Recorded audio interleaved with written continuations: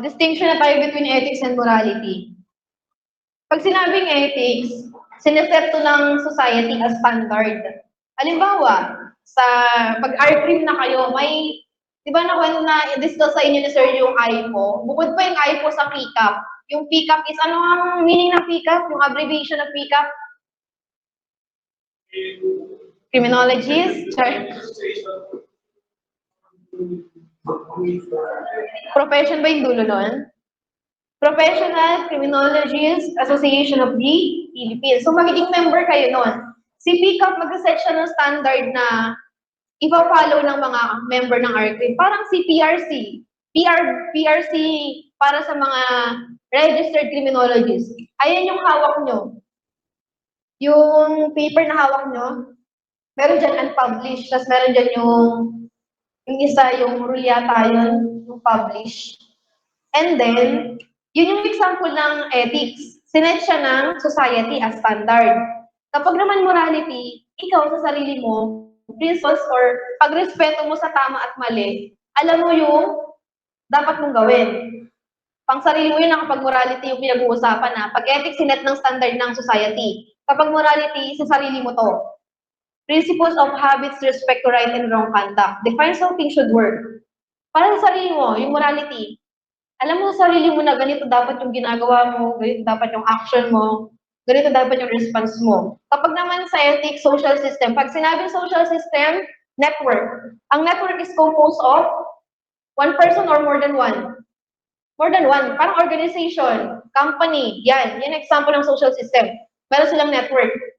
Kumbaga, yung sinet na standard ni society, as member ka ng social system or ng network, which is example, yung registered criminologist ka, kailangan i-act mo yung sinet na standard ng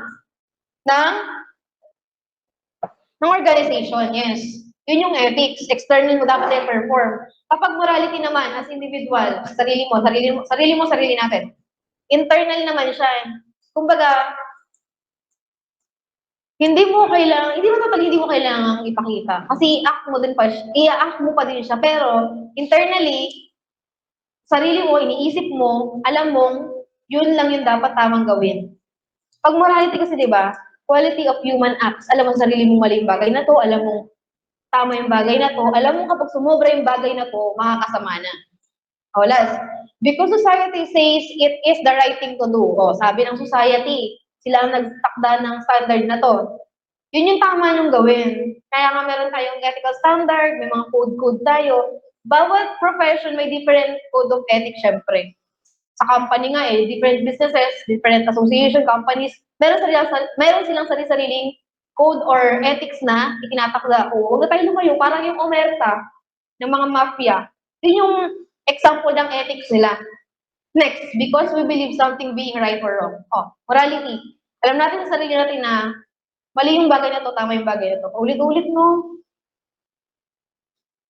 Next na.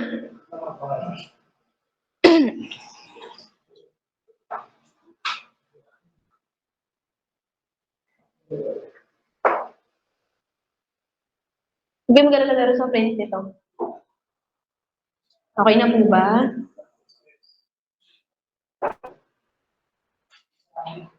Okay na, next tayo. Ethics and morals distinguish. Ethics ordinarily suggests the study of moral conduct or principle, which is yung principle tsaka yung moral conduct, mamaya itatopic natin dun sa Code of Ethics. Yun yung ethics ha, study of moral conduct or principle. Halimbawa, example dun sa binigay ko yung paper. Malpractice of profession. Pag sinabing mali or abuse. Yun yung isa sa itatopic natin doon. Moral conduct or principle, and there are desirable types of human conduct. On the other hand, si morals naman refers sa human conduct itself. Si ethics, kumbaga siya yung magiging guide natin. Kaya nga meron tayong code of ethics para babasahin natin kung ano yung mga nakasulat doon. Once na RCRIM na kayo, registered criminologist na kayo, yung ipa-follow nyo. And then, moral is the application of ethics. Yun na yung pag-a-apply natin. Next. Normative ethics. Pag sinabing normative ethics, ethics concerning the practical means of determining the moral course of action. They help us determine what is right, what is wrong, and they shape our decision making. Normative from the word norm. Sabi dito, practical. Practical application. Ibig sabihin, tinutulungan tayo para ma-distinguish natin kung ano ba yung tama at mali. Mahirap, may tanong ako mahirap ba mag-distinguish ng tama at mali? Tapos kamay sabing madali. Madali. Mag-distinguish ng tama o mali. Pati gayon. Mabilis mag-distinguish ng tama at mali. Sige, ano mo? I-reason out mo. Bakit madali?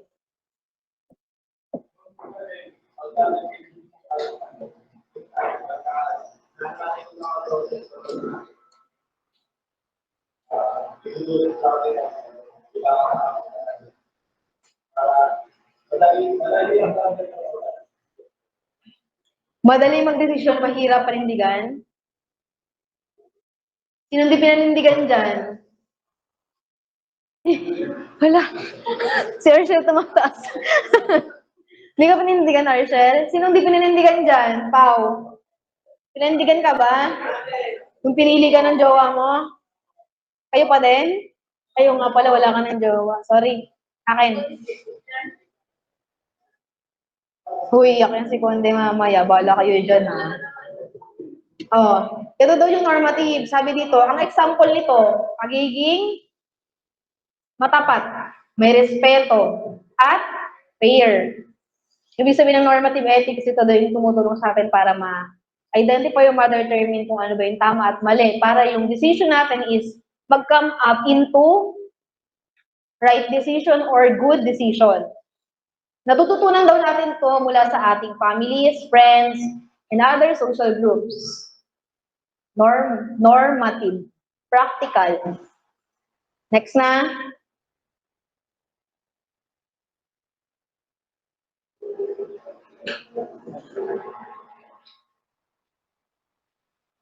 Next na. Okay na ba? Sino hindi pa okay magsulat? Okay na? Okay na.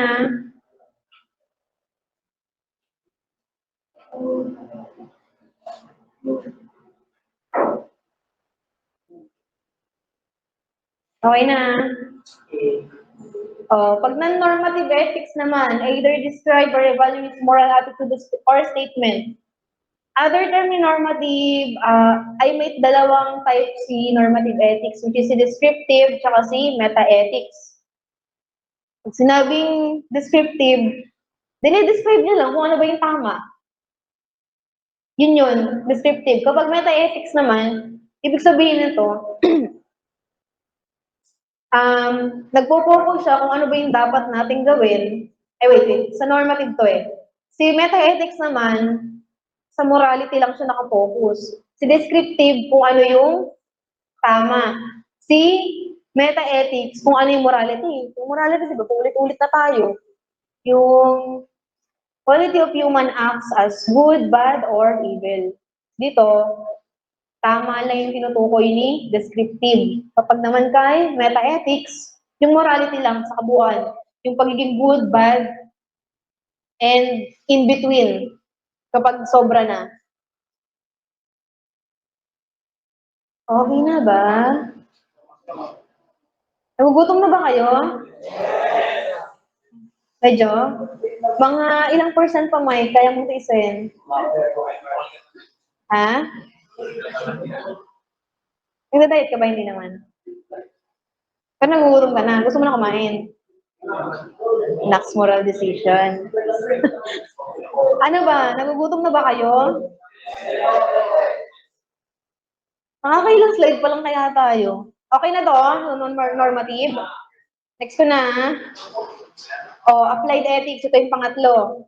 Pag sinabing applied ethics concerning what a person is obligated, na-encounter na din natin to kanina, ibig sabihin, your duty to respond or responsibility.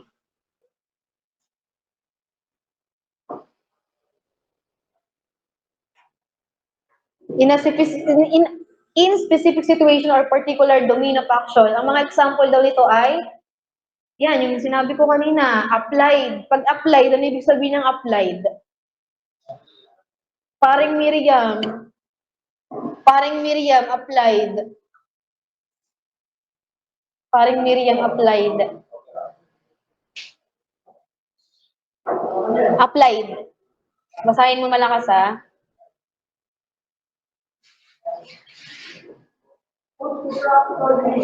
Ha? Laksan mo, Pao.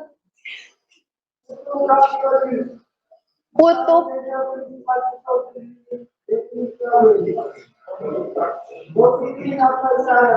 Ha? Basta practical use. Yung pinakaunang ano niya. Practical use. Sabi dito, ito yung mga example ng ethics, business ethics. Pag sinabing business ethics, di ba sabi dun kanina sa applied, practical. Pag business ethics, ipapasok mo ba yung environmental ethics doon? Hindi, di ba? Hindi. Pag bioethics, syempre, more on biological issues, yan, euthanasia, human embryos in research, allocation of health resources. Pag business, syempre, goods, services. And kapag environmental ethics, study of ecological issues, yan. Meron din yung police ethics na tinatawag. Yun yung pag-aaralan din natin mamaya. Police ethics. Yun yung mga standard na nare-require na i-follow ng PNP members. Ano siya? Kasi mamaya meron pa tayong tinatawag na branch of ethics. Yung general tsaka specific yata yun. Okay, next.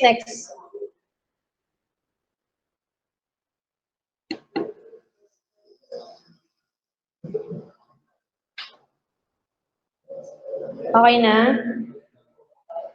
Guys, okay na? Next ko na.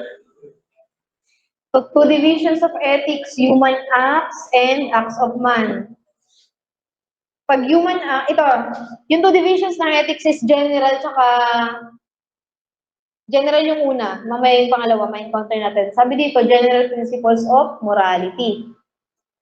Pag sinabing human acts, deliberate, free, voluntary. Patigayon, ano nga yung elements ng dolo?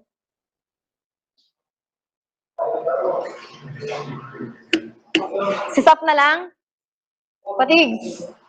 Patigs, di ka sumasagot. Si Sap na lang? Oh, sige Sap. Elements of dolo. Kapag kulpa, ano ang nawawala kapag kulpa? Elements of kulpa. Banggitin mo din yung elements ng kulpa.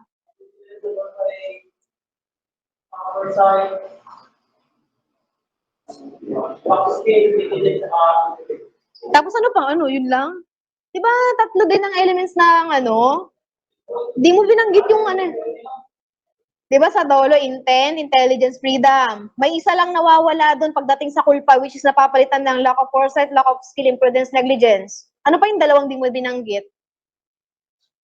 Binanggit mo na sa una eh. Babanggitin mo lang ulit sa pangalawa.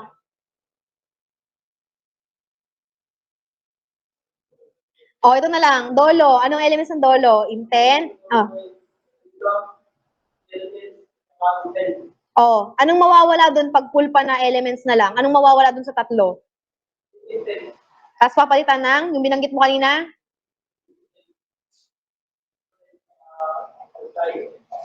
Tapos, bali, ang magiging elements na lang ng kulpa ay yung binanggit mong apat, tapos, freedom and? Dito din, sa general ethics, meron tayong elements ng human acts mamaya, kasi yung acts of man wala namang elements eh. Pag deliberate, sabihin na deliberate, yung nag-order ng kriminalo, di ba? Pag deliberate, ibig sabihin, sinasadya, intentional. Pag free, meron kang freedom, voluntary, may ano ka sa action mo, kung baga may control ka. Ang example ng human acts ay walking, eating, running. Yun yung may mga control ka. Free kang i-decide kung gagawin mo bang kumain, gagawin mo bang tumakbo, gagawin mo bang maglakad. Kapag acts of man naman, ano example nito? Acts of man. Acts of man, ano example nito? Sige, any guess? Savior? Ano pa?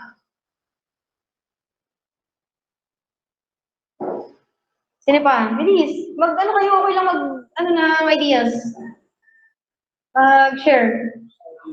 Ha? Ano na? Studying. Kung yung iba dyan magsalita. Ha? Working? Doon yun papasok sa sa human acts. Sa acts of man tayo, acts of man.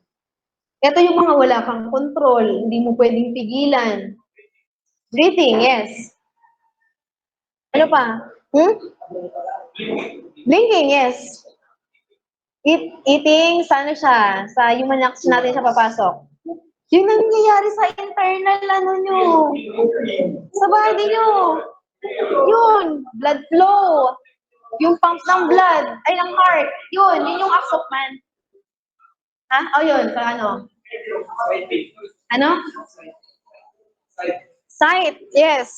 Hindi natin namin pigilan, di ba? Yun yung mga bagay, digestion, respiration, yan yung acts of man na tinatawag. Kapag human acts, kaya natin i-control. Ayaw niyo maglakad, gano'n. Pag acts of man, hindi natin nagpigilan. Sige nga, sige lang yung pagtibok ng puso mo. Mannerism, human acts. Human acts siya. Kaya mo pigilan yun. Ha? Sige nga, titigan mo magdamag sa sarili mo, nagkukuya-kuy ka. Pinagagalaw-galaw ng paa. Kung ano yung mannerism mo, natitigil yan. Nakakontrol yan. Pero kapag halimbawang in state of stress ka, pressure ka, yung mannerism mo magkano talaga? Magre-response yan. Human acts yun. Okay na. Basta ang acts of man ha, internally, hindi mo siya napipigilan. Ito yung elements ng human acts, yun nandun din sa knowledge, alam mo yung ginagawa mo, may freedom ka. Then, pwede mong pigilan yung sarili mo na hindi gawin o gawin yung bagay na yun. Unlike acts of man na wala kang control. Okay, next.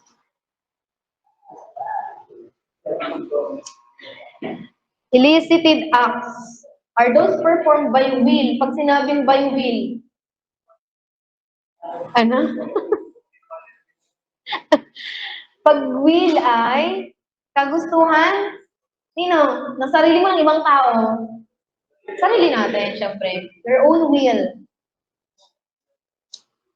Pag sinabing will, kapag sinabing elicited acts, ano ibig sabihin ng elicited acts? Paring Miriam.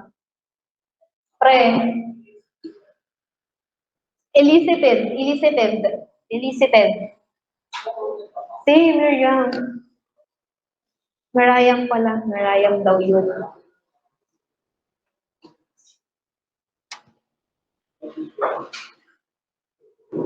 Elicited. Elicited lang i-search mo. Elicited. Ayun na yung red sa taas. Elicited.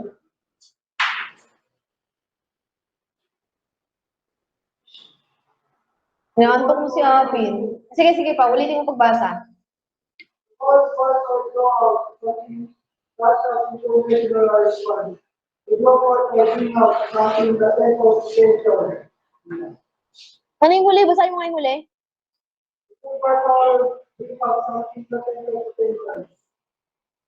Bring out? Bring out? Pag sinabing elicited acts, perform siya ng will, and then nagre-respond tayo as nag-provide tayo ng action natin. Pag wish, mag-example tayo dito. Halimbawa, si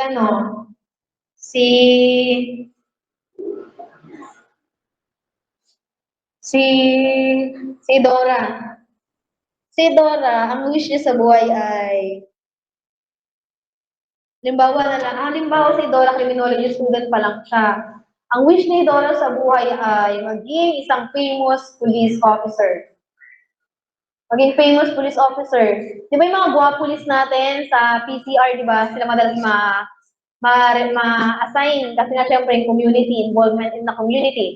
Ayun ang pangarap ni Dora, maging, nagde-daydream siya ng maging isang famous na police officer pagkatapos niya mag-top sa board exam. Syempre, example natin yan si Dora yan eh. Wish, yun yung first tendency natin. First tendency. Ang first tendency natin ay yung will towards something whether realizable or not, first step of human act. Yun yung wish niya. First tendency yung tawag doon sa wish. Nangangarap siya na maging isang famous police officer kapag nag-top siya sa board exam. Ang intention naman, purposive tendency. Pag sinabing purposive tendency, ang purpose niya doon ay mag-top muna sa board exam. Yun muna yung intention. Kasi hindi naman siya makakapag-go through sa second process kapag hindi niya na-fulfill yung pagiging top-notcher sa board exam. Yun yung intention niya, ha? Purposive tendency of the will towards something realizable or attainable, regardless whether it be attained or not. Attain or not. Yun yung intention niya, purposive tendency. Kapag wish, yun yung first tendency niya. Siyempre, yun yung start ng nangarap siya. Humihiling siya. Yung intention niya, yung purposive tendency niya muna is mag-top sa board exam. Next is consent. Acceptance ng will of the means needed for the realization of intention considered as further intention. Sabi dito, si consent, ano ba yung means? Ano ba yung pamamaraan na meron dapat siya? Ano ba yung pamamaraan na meron dapat siya para ma-attain niya muna yung purposive tendency? Pag consent, di ba, binigyan ka ng consent. Halimbawa, nagpaalam kang lalabas ka, na pinayagan kita, yun yung consent. Dito, means acceptance, ibig sabihin, kailangan niya magkaroon ng means. Ano dapat yung means niya? Disiplinahin niya yung sarili niya para makapag-aral siya na maayos at ma-achieve niya yung goal para mag-top sa board exam. Yun yung means niya, ha? Ulit, balikan natin yung wish. Ang wish ni Dora ay maging famous criminology student pa lang siya, and then, ang wish niya sa buhay ay maging famous police officer after niya mag-top sa board exam. Siyempre, kapag top-notcher ka, post ka ng kanya-kanyang review center, tapos yung publicity, yung favor sa'yo, siyempre, kukunin ka agad yan. Charot. Siyempre, mataas yung chance mo. And then, ang intention mo, yung purposive, pag sabing purpose, may dahilan, di ba? Ang purposive tendency niya ay talaga mag-top muna sa board exam bago niya makamit yung second niya na maging famous police officer. And then yung consent, yun yung means niya. Yung means niya na kailangan niyang maging hardworking para sa study and i-discipline niya yung sarili niya para yung goal niya na maging top notcher sa board exam is maabot niya. Next tayo. Election. Pag sinabing election, tuwing election, di ba, namimili tayo. Namimili tayo kung sino gusto nating manalo, iboboto natin. Election. Ito yung will ng act ng pagpili sa mga different means. Necessary para yung intention niya ay ma-meet. Ano nga ulit ang intention ni Dora? Maging top-notcher muna. Top-notcher muna kasi ang wish niya maging famous police officer after topping the board exam. And then, ang intention niya ay maging top-notcher. And then, ang election niya, mamimili siya sa means niya. Ano ba yung mga means niya na meron siya? Ano ba yung mga means niya? Halimbawa, graduate na siya ng criminology. Ang means niya una ay mag-study. Mag-self-study. Mag-self-study. Pero dahil naisip niya na siguro sasapat tong self-study na gagawin ko, ang gagawin niya, mag-enroll siya saan? Sa WCK. Nandito na siya ngayon. Nasa stage ka na ng election. Do, okay ka lang? Baka nagagalit ka na sa akin, ha? Nasa stage ka na ng election kung saan pinili mong, siyempre, mag-study muna, pero kabatch mo ba sila, Sila Sir Labay, hindi. Mas ka junior ka sa kanila, okay. Kasi si Sam pala, ikaw ang kabatch nila Sir Labay. Kayo ni Andrade. So yun, andito na siya, nag-aaral na siya, nag-enroll siya sa WCK Review Center. Yun yung election. Ginamit niyang means yung, aside sa mag-study siya siyempre sa sarili niya ng maayos, ginamit niya yung means para makapag-enroll sa review center. Susunod tayo sa use to ay natatakpan. Pertains to the will employment of the mental and physical faculties. Pag sinabing mental physical faculties, ano na to? Yung ating five senses. Yung ating five senses. Gustatory, olfactory, continuous, ano pa? Olfactory, visual. Yun. Ang ginawa ni Idora, ginamit niya yung visual niya para makita yung nire-lecture, makapagbasa. And then, ginamit niya naman yung auditory niya para makapakinig. Sunod naman, ano bang susunod? Yung mouth niya para makapagtanong kung may hindi man siya naiintindihan. Makapag-explain siya sa kapwa niya kung hindi na naiintindihan ng kapwa niya. And then sunod, ano ba ba? Gusto to, visual, auditory, at saka, ayun, yun din. Isa din sa ginamit niya yung kanyang, Dora, nakikinig ka pa ba sa akin? Ha? May sarili yata kayong ano dyan, business. Sige nga, ano yung sinabi ko? Ano na yung tatlong senses mo na nagamit mo? Yung tatlong senses na nagamit mo, yung dinidiscuss ko. Oh, saan mo ginamit yung visual?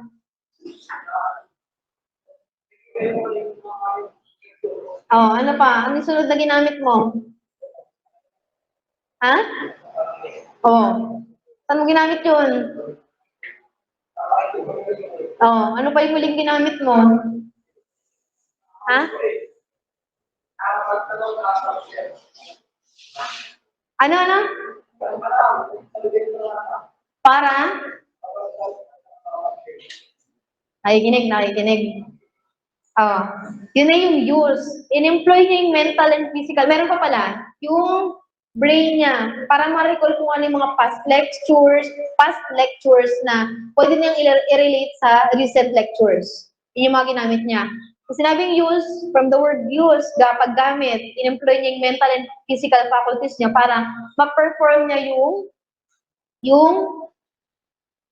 alin, yung pag-aaral niya ng mabuti. And next is, basa dito, fruition. The will's act of satisfaction. Ito na, nasa stage na siya ng satisfaction or enjoyment. After that thing is na-realize niya. Ito yung example dito naman, nagbunga na. Kasi nga fruit, di ba? Fruit, nagbunga na. Kumbaga, ito na, labasan na ng result sa board exam. Sabihin na natin April, ano ngayon? April 15, mga gano'n. April 15, 16, 17. Lumabas na yung board exam result. Nakita ni Dora yung name niya. Dora, kinakabahan ka ba? Lumabas na yung board exam, pero hindi mo pa nasisilip yung, yung list. Tapos na ba nag-scroll ka? Kunwari kinakabahan ka naman. Paano kinakabahan ang mukha?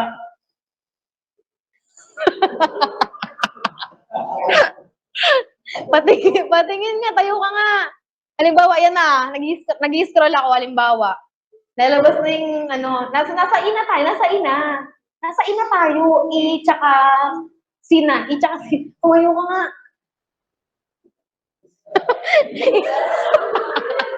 Hindi mo nakikita yung result ng anong session mo na yun, no?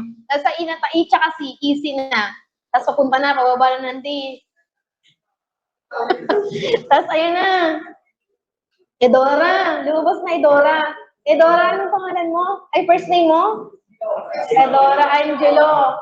Ang number mo sa may number kasi yun eh, makikita, di ba? Kapag name mo, tapos yung number.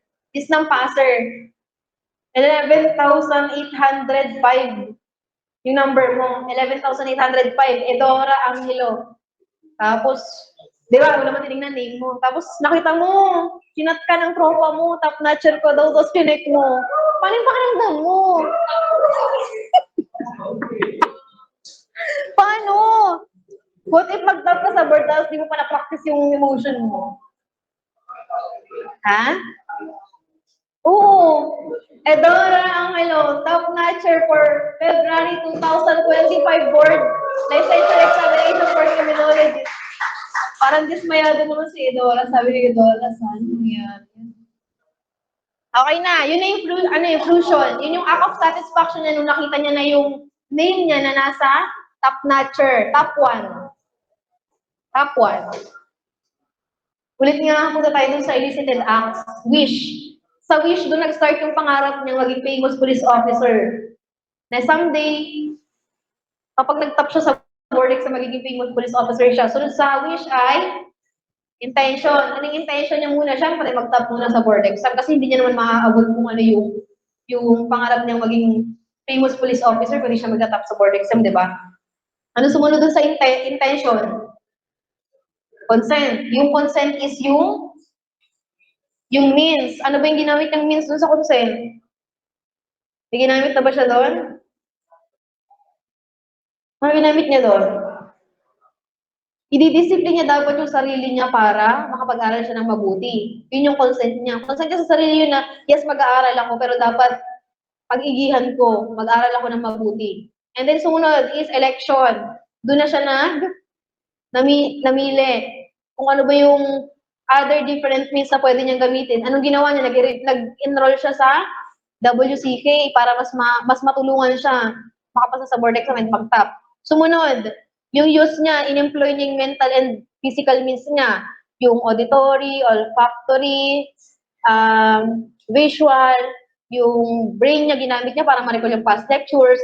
And then yung fruition, yun na yung act of satisfaction niya, which is na-receive niya na after niya after ng hard work niya, after nung ilang stages na pinagdaanan niya. Yun na yung enjoyment or satisfaction dahil na-meet niya na kung ano yung pinapangarap niya. Next is, yun yung elicited acts. Kapag commanded acts naman, commanded acts are those done by either man's mental or bodily powers under the command of the will. Kung sa elicited acts, ang gumagana doon ay will natin. Kung kagustuhan natin, kagustuhan pumasa sa board exam, syempre mag-aaral. Kagustuhan matuto, syempre makikinig. Yun yung will dun sa elicited acts. While sa commanded acts naman, body natin yung gumagalaw. Body natin yung gumagalaw, man's mental or bodily powers under the command of the will. Siyempre, si will pa din nag-uutos. Pero, unlike kay elicited acts, si will ang mas nagpe-perform doon dahil nga, sariling pagpili, sariling decision. Ito naman si commanded acts. Command, ni will. Pag sinabing internal, outside, inside. Inside and out. Inside, syempre. Inside. Ang example naman dito, halimbawa, kayo, nagsasagot kayo ng question Q&A. Ang gagawin mo, para mapili mo yung correct answer, habang nag-Q&A ka, ang gagawin mo, utusan mo yung brain mo na, sige, on your experience, kapag nagkasagot kayo ng Q&A, tapos tinititigan yung tanong, anong ginagawa niyo sa brain niyo? Inuutosan yung mag-recall. Mag-recall ng past lecture kasi hindi mo masasagutan kung ano man yung binabasa mo na yan kung hindi mo utusan yung brain mo na mag-recall. Alalahanin kung ano yung, hindi, ito yung sagot dyan eh. Sabi kasi ni Sir, ganito yun eh. Hindi yung ano eh, iba yung elements ng dollar sa elements ng kulpa, ito dapat yun. Yun, ha? Sa pamagitan ng internal acts, yung mind natin yung gumagana para i-command yung body natin para piliin yung answer. Si mind nat tayo, pipiliin natin yung tamang sagot. Hindi natin mapipili unless ipagaganahin natin yung brain natin or yung mind natin na i-recall yung past lecture. Saka natin palang may encircle yung or mapipili yung tamang sagot. Pero dun sa internal acts, hindi pa tayo naggamit ng physical faculties ha. Ang ginawa lang natin, para malaman natin kung ano yung correct answer, si brain nag-recall lang ng past lectures. Wala pa yung physical act na ginawa doon. Dito tayo kay external act papasok kapag nagkaroon na tayo ng physical act. Kung saan binilugan mo na or sinulat mo na sa papel yung letter ng correct answer na naisip mo. Yun yung external act ha. Done by body. The command of the will. Laging command ng will. Naiintindihan niyo ba? Next.